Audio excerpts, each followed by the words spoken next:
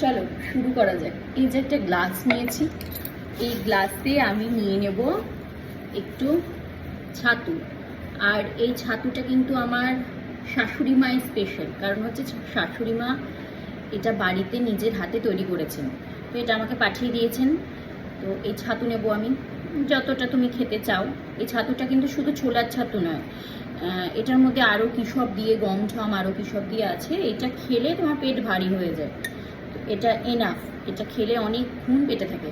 তো ছাতু নিলাম, এরপরে এই যে এইটুকুনি নিয়ে নিলাম, এইটুকুনি নয় অনেকটাই। আমি আম একটুখানি স্মাচ করে কেটে রেখেছি, সেইটাকে এটার মধ্যে দিয়ে দেব। বাবা বাইরে পড়িস না, দাঁড়াও একটু ভালো করে দেওয়ার চেষ্টা করি।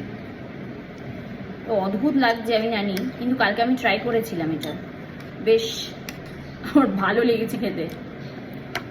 সেই কারণে ভাবলাম আজকে যেহেতু দেরি হয়ে গেছে এটাই খাওয়া যাক, ঠিক আছে। টেস্টার জন্য চিনি টিনি খাই না, দেব।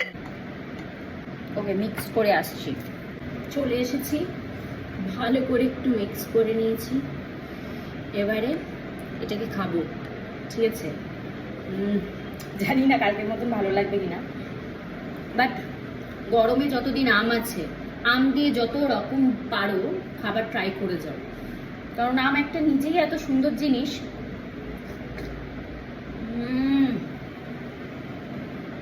কি সুন্দর লাগছে, বিশ্বাস করো, মানে আমার তো ভালো লাগছে, বাট